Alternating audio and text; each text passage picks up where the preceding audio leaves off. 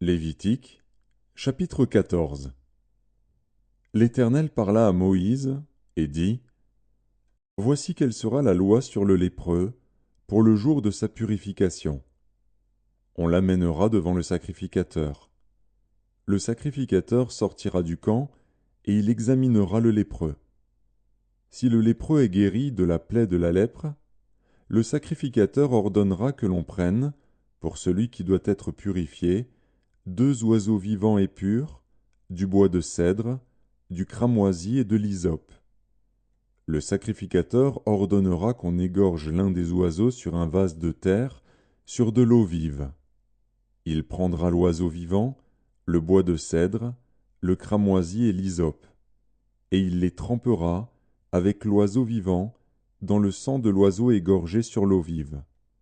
Il en fera 7 fois l'aspersion sur celui qui doit être purifié de la lèpre. Puis il le déclarera pur, et il lâchera dans les champs l'oiseau vivant. Celui qui se purifie lavera ses vêtements, rasera tout son poil, et se baignera dans l'eau, et il sera pur.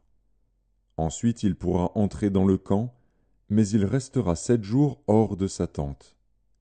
Le 7e jour, il rasera tout son poil, sa tête, sa barbe, ses sourcils, il rasera tout son poil. Il lavera ses vêtements et baignera son corps dans l'eau, et il sera pur. Le 8e jour, il prendra 2 agneaux sans défaut et une brebis d'1 an sans défaut, 3/10 d'un épha de fleur de farine en offrande pétrie à l'huile et un log d'huile. Le sacrificateur qui fait la purification présentera l'homme qui se purifie et toutes ces choses devant l'Éternel à l'entrée de la tente d'assignation. Le sacrificateur prendra l'un des agneaux et il l'offrira en sacrifice de culpabilité avec le log d'huile. Il les agitera de côté et d'autre devant l'Éternel. Il égorgera l'agneau dans le lieu où l'on égorge les victimes expiatoires et les holocaustes, dans le lieu saint. Car, dans le sacrifice de culpabilité, comme dans le sacrifice d'expiation, la victime est pour le sacrificateur. C'est une chose très sainte. Le sacrificateur prendra du sang de la victime de culpabilité, il en mettra sur le lobe de l'oreille droite de celui qui se purifie, sur le pouce de sa main droite et sur le gros orteil de son pied droit. Le sacrificateur prendra du log d'huile, et il en versera dans le creux de sa main gauche. Le sacrificateur trempera le doigt de sa main droite dans l'huile, qui est dans le creux de sa main gauche, et il fera avec le doigt 7 fois l'aspersion de l'huile devant l'Éternel. Le sacrificateur mettra de l'huile qui lui reste dans la main sur le lobe de l'oreille droite de celui qui se purifie, sur le pouce de sa main droite et sur le gros orteil de son pied droit, par-dessus le sang de la victime de culpabilité. Le sacrificateur mettra ce qui lui reste d'huile dans la main sur la tête de celui qui se purifie, et le sacrificateur fera pour lui l'expiation devant l'Éternel.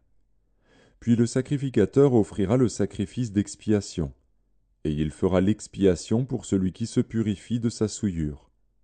Ensuite il égorgera l'holocauste. Le sacrificateur offrira sur l'autel l'holocauste et l'offrande, et il fera pour cet homme l'expiation, et il sera pur. S'il est pauvre et que ses ressources soient insuffisantes, il prendra un seul agneau, qui sera offert en sacrifice de culpabilité, après avoir été agité de côté et d'autre, et avec lequel on fera pour lui l'expiation. Il prendra un seul 10e de fleur de farine pétrie à l'huile pour l'offrande, et un log d'huile. Il prendra aussi 2 tourterelles ou 2 jeunes pigeons, selon ses ressources, l'un pour le sacrifice d'expiation, l'autre pour l'holocauste.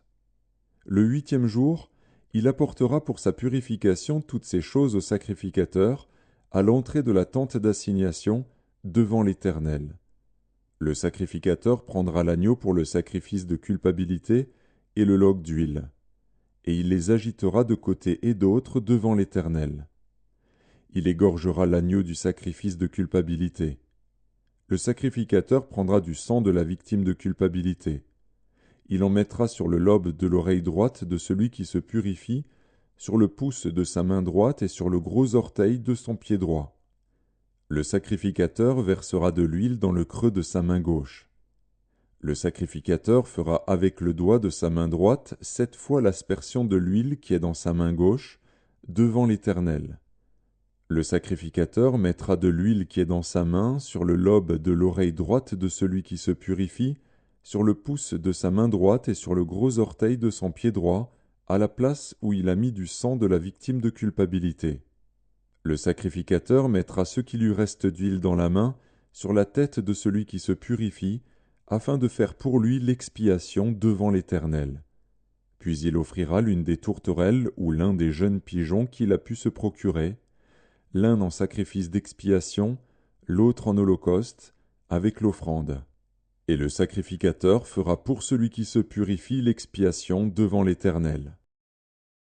Telle est la loi pour la purification de celui qui a une plaie de lèpre et dont les ressources sont insuffisantes.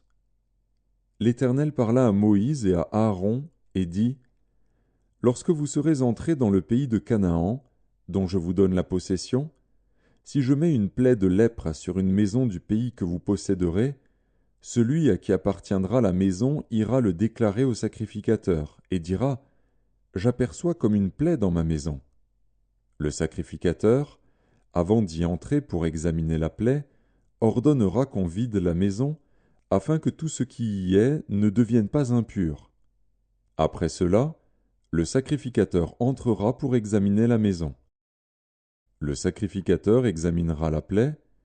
S'il voit qu'elle offre sur les murs de la maison des cavités verdâtres ou rougeâtres, paraissant plus enfoncées que le mur, il sortira de la maison et, quand il sera à la porte, il fera fermer la maison pour 7 jours.